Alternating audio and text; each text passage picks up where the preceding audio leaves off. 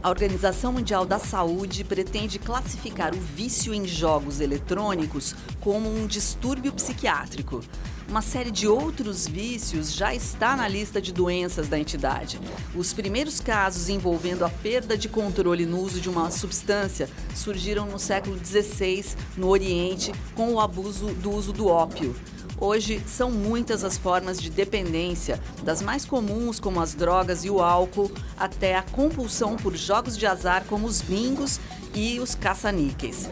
Isso aí, essa é a pauta do Viva Voz de hoje, que está no ar pela rádio e também pela TV Univale. Hoje comigo, a acadêmica de jornalismo, Luana Amorim. Boa tarde, Lisa, e boa tarde para você que está nos acompanhando pela rádio e também pela TV Univale.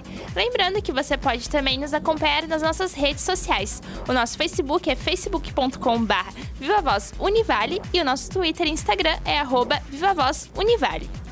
Bom, para conversar sobre este assunto, nós convidamos a professora Giovana Stuller, professora do curso de Psicologia. De vez em quando vem aqui explicar para a gente sobre essas questões psicológicas. Obrigada pela participação, professora. Eu que agradeço, a oportunidade. É sempre um prazer poder compartilhar um pouquinho com vocês e, obviamente, com os nossos ouvintes, Agora, professora, quando se fala em vício, a primeira coisa que vem na cabeça das pessoas é o vício em relação a alguma substância, né? Sim. As drogas, o álcool e tal. Mas, afinal, o que pode ser caracterizado como um vício? Então, acho que é interessante, a gente começar a tentar diferenciar o vício do hábito.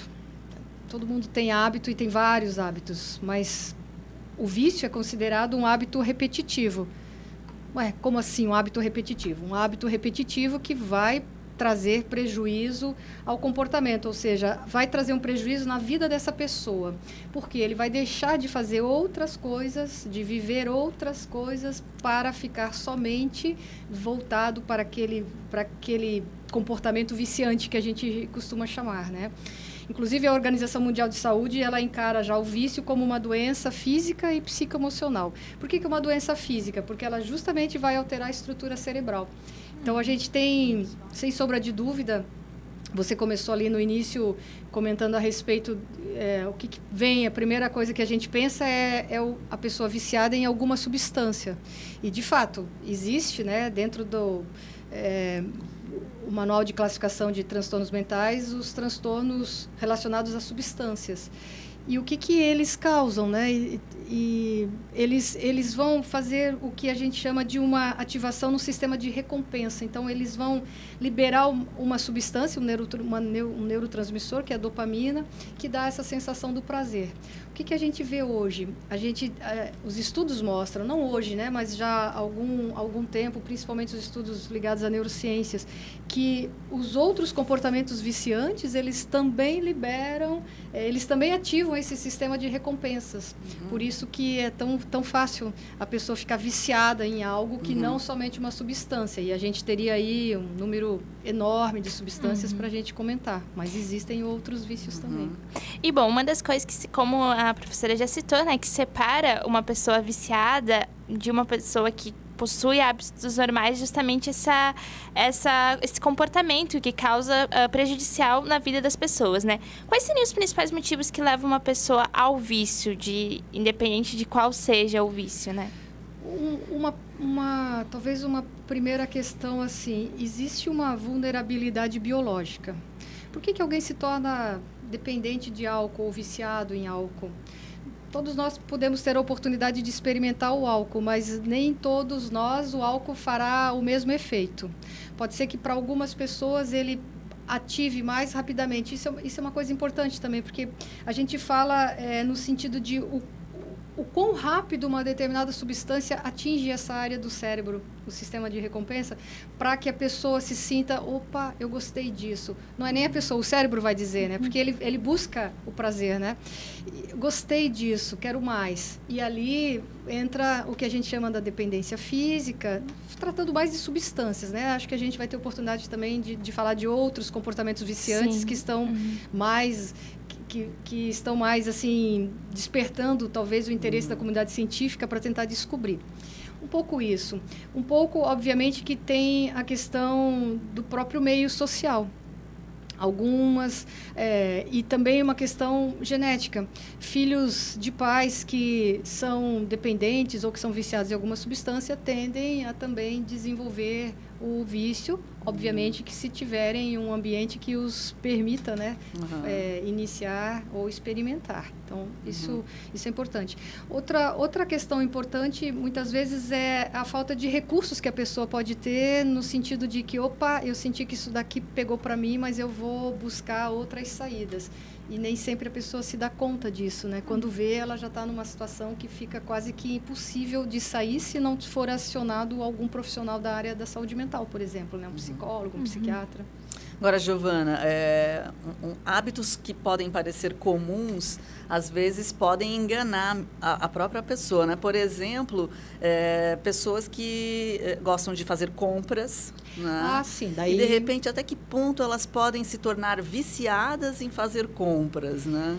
Então, acho que a gente chega num outro momento, assim. Tem o vício das substâncias, né, a dependência, e tem os comportamentos ditos viciantes. E aí você pode colocar compras, jogos, sexo, jogos eletrônicos em geral, né? Você até citou alguns aí no início, celular, rede social. Tem gente que passa muito mais tempo olhando a rede social do que fazendo qualquer outra coisa. Então, o que vai te dar o parâmetro para você reconhecer, opa, estou viciado ou estou dependente disso, é o quanto de prejuízo esse hábito ele causa na vida da pessoa. O quanto você deixa de fazer outras coisas para somente fazer aquilo. E, bom, professora, muitas pessoas demoram muito tempo para admitir que estão com problemas relacionados ao vício, né? Por exemplo, na questão das drogas, né? Muitas pessoas, as respostas mais comuns que a pessoa usa de vez em quando, ela diz, eu posso parar quando eu quiser, né? Por que é tão difícil, então, para uma pessoa admitir que ela precisa de ajuda, que ela é uma viciada em qualquer que seja substância ou comportamento e tudo mais? Porque muitas vezes o vício, além de ele provocar o prazer, por conta dessa ativação do sistema de recompensa, né, no nosso cérebro, ele também funciona como uma fuga da dor. E muitas vezes a gente vive numa sociedade que é extremamente estigmatizante, né, e discrimina. Então, você assumir que você faz uso de uma substância ou abuso dessa substância, ou você não consegue deixar de parar de fazer uso, ou de comprar, ou de jogar, e aí você esconde, porque esse é o tipo de comportamento que ele é reprovado na sociedade. Então, por que você vai dar, digamos assim, a sua cara à tapa? Então, você esconde, você se esquiva e, consequentemente, você se afunda cada vez mais. O que é importante, talvez... Principalmente, eu vejo assim, não só na parte de adultos, mas na parte de crianças e adolescentes, é que os pais, eles falam assim para nós, nossa, esse menino não sai do computador, mas os pais compraram um computador e instalaram no quarto do garoto. Aí, ele só sabe mexer no celular, mas eles deram o último modelo de celular que tem 1000 recursos. Então, mas os pais não reconhecem isso. Por quê? Ao dar um computador, ao dar um celular, ao mesmo tempo eles mostram o quanto eles amam, e acho que o ato, a intenção existe, uma boa intenção, porém eles também contribuem para que esse garoto ou essa garota permaneça muito mais tempo, aí adquira o hábito por muito mais vezes e acabe ficando viciado, com certeza. Tem uma personagem na novela que está passando nesse momento e que ela é viciada em jogo, né? Ela joga cartas, né? E a partir daí, lógico, a ideia com certeza é trazer a público essa discussão. Agora, existe um vício que pode não chegar ao limite da dor ou trazer uma consequência negativa, porque a sensação que a gente tem é que algumas pessoas estão felizes no vício, né? Mas justamente por essa questão de ativar o sistema de recompensa, a dopamina, e o cérebro ele vai dizer, opa, gostei dessa sensação, eu quero de novo. Então, você também vai observar a questão da abstinência, você vai observar a fissura, você vai acabar observando outros, digamos, outros sintomas que por si só, eles vão mantendo a pessoa naquilo, com certeza. Eu não consigo mais parar. Existe o vício do cafezinho. Isso. Então, mas existe toda uma dependência comportamental também. Eu estou com um amigo, vamos tomar um café? Então, aquela situação de você sentar ali com o seu colega, por si só é reforçadora. O café, ele vai ser a substância que estará, de alguma forma, mediando, mas a cafeína e as outras tantas substâncias que o café possui, essas substâncias elas vão direto no cérebro e vão trazer essa sensação de prazer ao mesmo tempo que eu estava ali com o meu colega. Então, mas aí eu não paro. Uma coisa é eu tomar um cafezinho e curtir aquilo, outra coisa é eu me tornar viciado no café. Querer repetir Uma coisa é eu jogar um dominó, jogar uma canastra, um pôquer que seja, um truco com os meus amigos, uma vez por semana ou todos os finais de semana. Outra coisa é eu deixar de trabalhar porque eu passei a noite inteira jogando, é eu gastar dinheiro porque eu estou jogando em dinheiro e perdi, daí eu vou de novo porque eu quero tentar recuperar e perco mais, e aí vira uma bola de neve, como a gente vê os jogos de apostas, né, corrida de cavalos, eu fui lá, enfim, tudo. Mas hoje, acho que por conta disso, a Organização Mundial de Saúde encara o vício como uma doença. Falando nisso, professora, eu lembro de uma passagem há muito tempo que uma professora me falou em sala de aula de uma aluna que ela mexia no celular, enfim, proibido, né? E ela retirou o celular dessa aluna quando ela viu ela estava com outro celular, mexendo no mesmo momento. No momento em que a professora tirou o outro celular da aluna, guardou, a menina ela tremia e ela batia toda hora na mesa, porque ela não tinha o celular ali na mão na hora, né? Então, tem algumas dicas, às vezes, assim, que a pessoa ela ainda não reconheceu, mas que a pessoa do lado, às vezes, pode já reconhecer que aquela pessoa precisa de ajuda, alguma coisa assim? Eu creio que sim. Eu acho que as pessoas podem observar mudanças no comportamento. Então, a pessoa se afastar, deixar de estar, às vezes, com algumas pessoas, conhecidos, parentes, familiares, para focar ou ficar somente naquela atividade, isso já é uma dica. Para os pais, a gente pode falar dos vícios tecnológicos, né? Celular, que você acabou de citar. Então, ocorrer perda do rendimento, né? Ou queda do rendimento, melhor dizendo, isso também é uma dica. Deixar de querer recusar uma viagem para conhecer um lugar bonito em alguma região do país ou do estado, porque lá não tem internet. Como eu verei sem internet, sem acessar minha rede? Então, as pessoas, eu vejo que é algo que é difícil na nossa sociedade, mas também não dá para a gente sair condenando todo mundo e retirando o celular de todo mundo. A ideia é que a gente possa ajudar as pessoas a fazerem uso racional desses objetos. Afinal de contas, é bom a gente ter um celular, né? Acho que a gente não consegue mais viver sem ele. O problema é a gente não conseguir fazer mais nada se ele não estiver junto, né? Aí é ruim. Isso aí, minha gente. Estamos falando sobre vários vícios de comportamento, vícios em relação às substâncias. Daqui a pouco a gente volta a conversar mais sobre este assunto aqui no Viva Voz.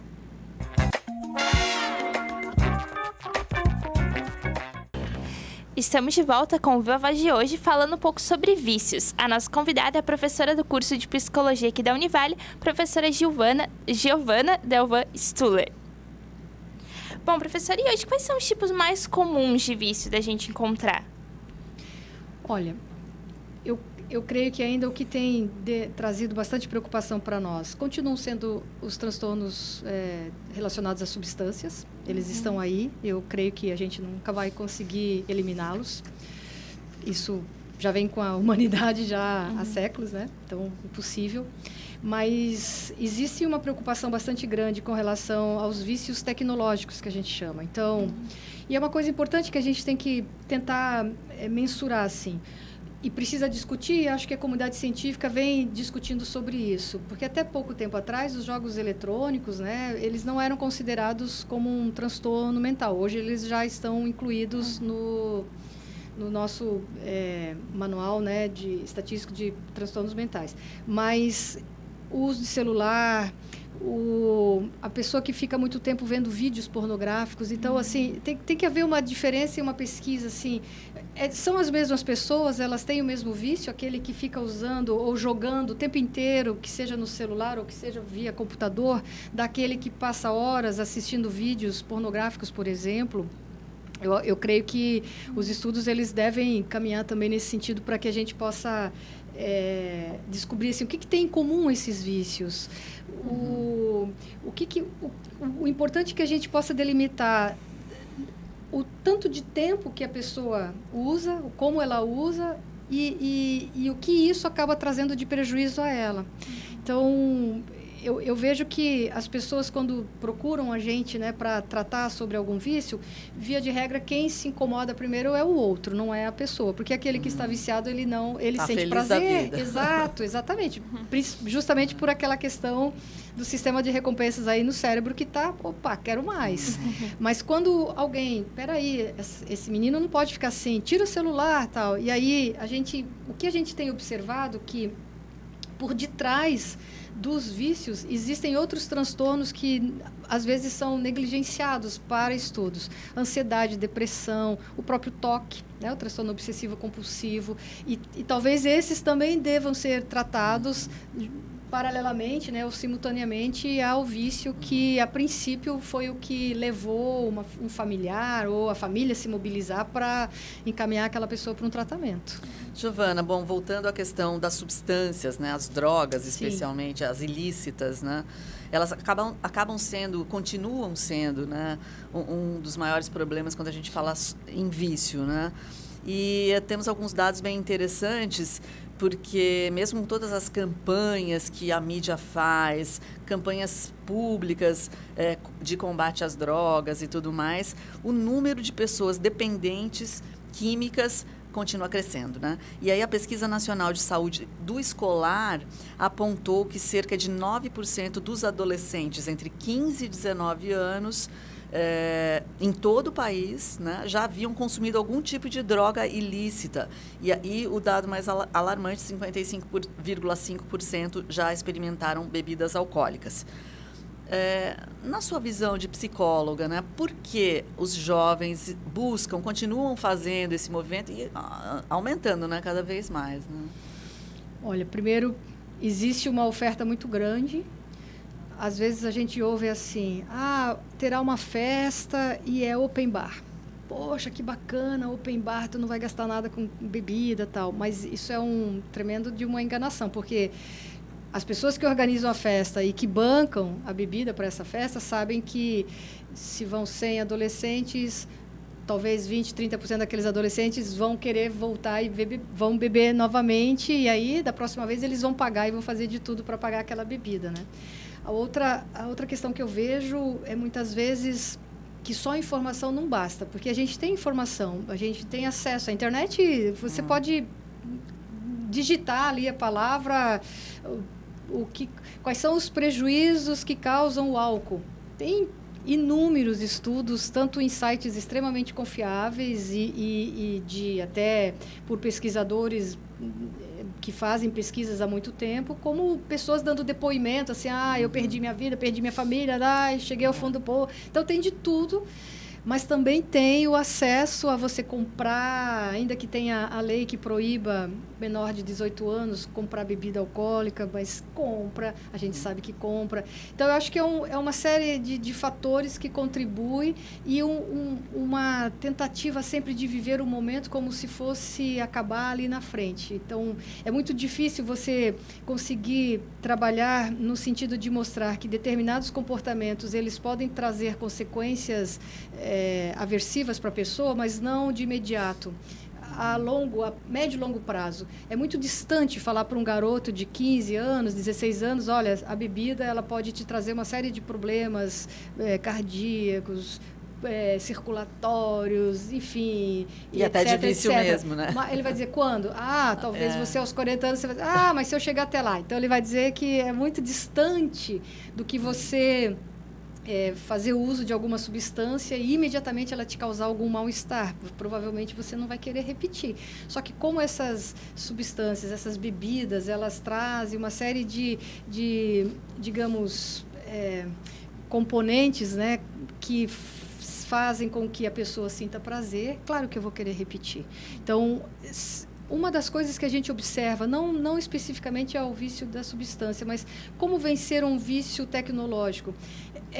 As pesquisas mostram que a atividade física, o correr, praticar alguma atividade física, faz também com que haja essa ativação desse sistema. Então, pessoas que têm compulsão por sexo, muitas vezes são levadas a praticarem atividades físicas na tentativa de, ao invés de eu ir para o lado só de filmes, sexo mesmo, não só assistir, mas fazer, buscar a todo momento, né, com um parceiro ou vários parceiros, partir para a questão de outras atividades. Então, algumas substâncias, não é tanto a minha área neurociências, mas o que a gente vê é as pesquisas em nível farmacológico caminham um pouco por aí, quem sabe substituir, né? Então, ao invés de eu usar, então eu vou provocar essa ativação nesse sistema de outra forma, não trazendo tanto prejuízo, né? Em maio deste ano, o prefeito da cidade de São Paulo, João Dória, realizou uma mega operação policial em articulação com o governo do estado e retirou diversos usuários de crack e traficantes da região da Cracolândia.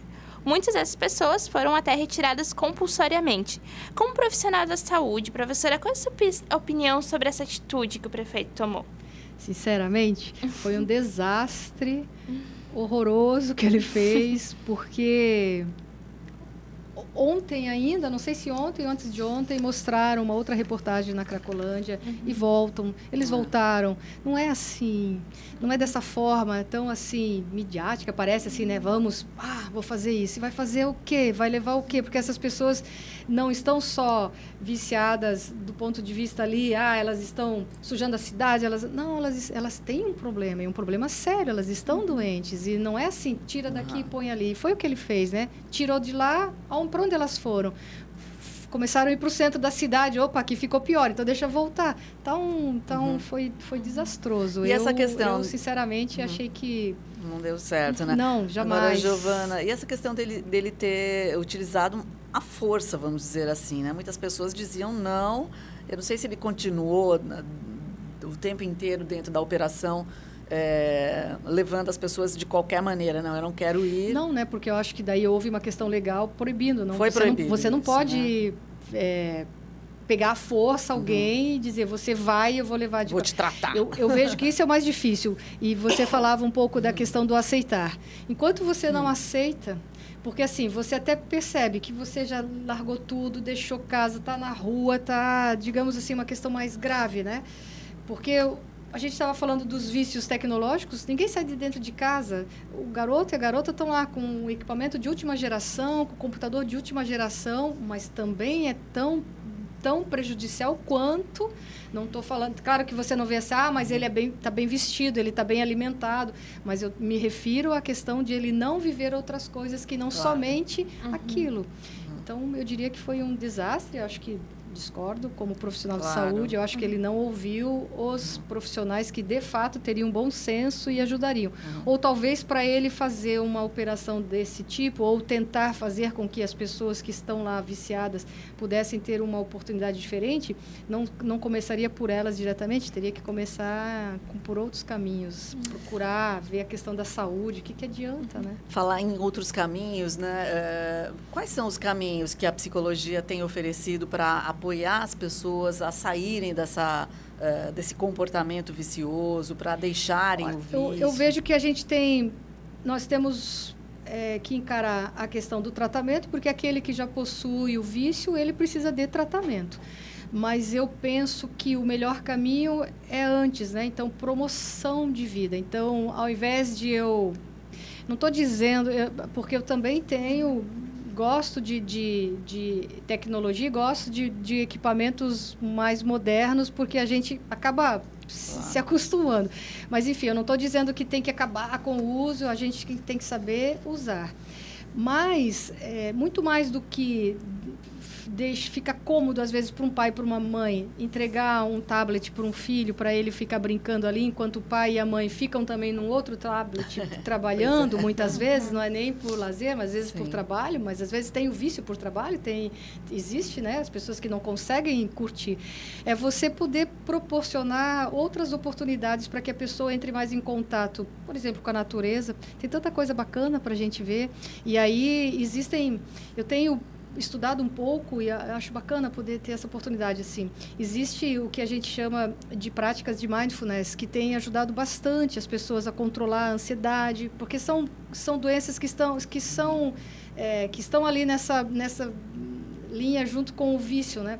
Então, se a pessoa ela come, e esse comer, mesmo que ela saiba que não deva, mas já trouxe o prazer, quando ela come o chocolate, ai, que delícia. É esse o lance do cérebro, e aí, óbvio que o cérebro vai dizer, eu quero mais, ela vai voltar a comer.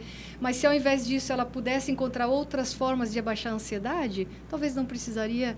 Então, a mesma coisa com as substâncias, a mesma coisa com o celular, é bacana o celular, mas será que uma família ou um casal conseguiria sair para almoçar sem ninguém levar o celular? Ou deixar dentro da bolsa? Não vamos, tá, tudo bem, eu levo, mas ninguém precisa usar. Talvez vocês, eu vejo em restaurantes, pode ter nós 3 aqui, cada um com o seu celular. Então, acho que, por exemplo, é pensar num uso mais racional.